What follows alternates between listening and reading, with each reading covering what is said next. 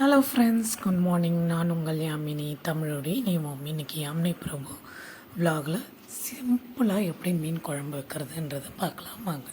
ஒரு பேன் எடுத்து வச்சுக்கோங்க, இல்லை ஏதாவது ஒரு பாத்திரம் எடுத்து வச்சுக்கோங்க.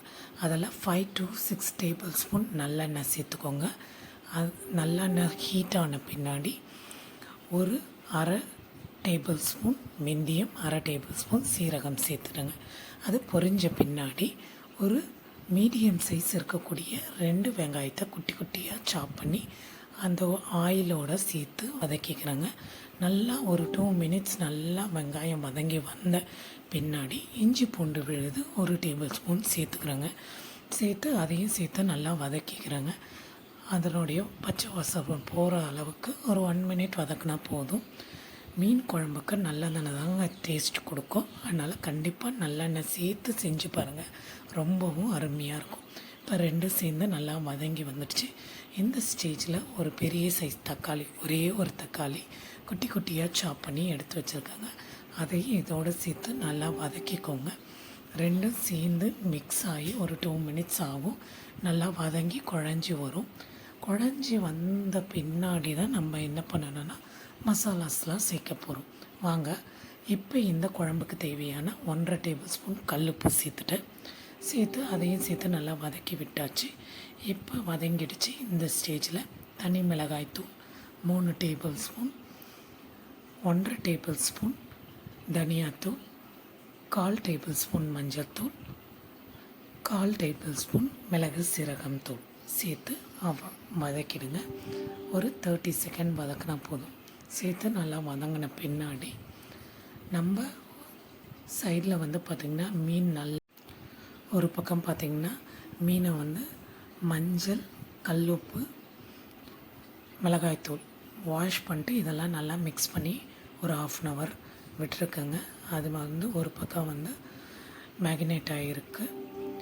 இப்போ ஒரு பெரிய நெல்லிக்காய் சைஸ் அளவு புளி 1/2 hourக்கு முன்னாடியே ஊற வச்சுட்டாங்க.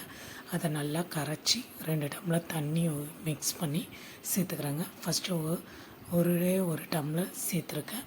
சேர்த்து எல்லா மசாலாஸையும் எல்லாத்தையும் சுற்றி விட்டு எடுத்து நல்லா இது பண்ணிவிட்டு இப்போ இன்னும் கொஞ்சம் தண்ணி சேர்த்து 2 டம்ளர் போதுமான அளவுங்க.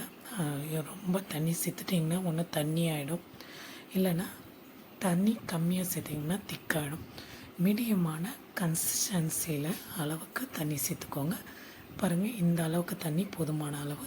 இப்போ ஒரு தட்டு போட்டு மூடி வச்சிங்கன்னா ஒரு 5 மினிட்ஸ் விட்டுட்டிங்கன்னா நல்லா கொதித்து எண்ணெய் பிரிஞ்சு வரும். அந்த சமயத்தில் நம்ம ஊற வச்சு எடுத்து வச்சுருக்க இல்லைங்களா, அந்த மீனை ஒவ்வொரு பீஸாக உள்ளே சேர்த்துக்கலாம். இப்போ தட்டை போட்டு மூடி வச்சு அது நல்லா கொதித்து பாருங்கள், இந்த மாதிரி கொஞ்சம் திக்காக வரும். மீன் குழம்பு கொஞ்சம் திக்காக இருந்தால் தான் நல்லாயிருக்கும். இந்த ஸ்டேஜில் மீனை இப்போ உள்ளே சேர்த்துடலாங்க. நான் இன்றைக்கி ஷீலா மீன், குட்டி மீன் தான் வாங்கியிருக்கேன். குழம்பு மீன் நீங்கள் எந்த மீன் சேர்த்தாலும் மீன் குழம்பு ப்ராசஸ் இது தான், டேஸ்டியாக இருக்கும். ஓகேங்களா, இதை உள்ளே ஒவ்வொரு பீசஸாக நான் உள்ளே சேர்த்துக்கிறேன்.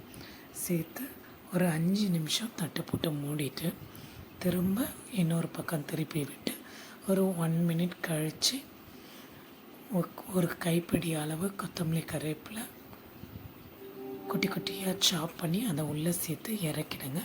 நம்மளுடைய சுவையான டேஸ்டியான மீன் குழம்பு ரெடி. இது போல் வீட்டில் நீங்களும் செஞ்சு பாருங்கள். யாமினி பிரபு விலாக லைக் பண்ணுங்கள், ஷேர் பண்ணுங்கள், சப்ஸ்கிரைப் பண்ணுங்கள். மறக்காமல் ஆல் என்ற பட்டனை கிளிக் பண்ணிக்கோங்க.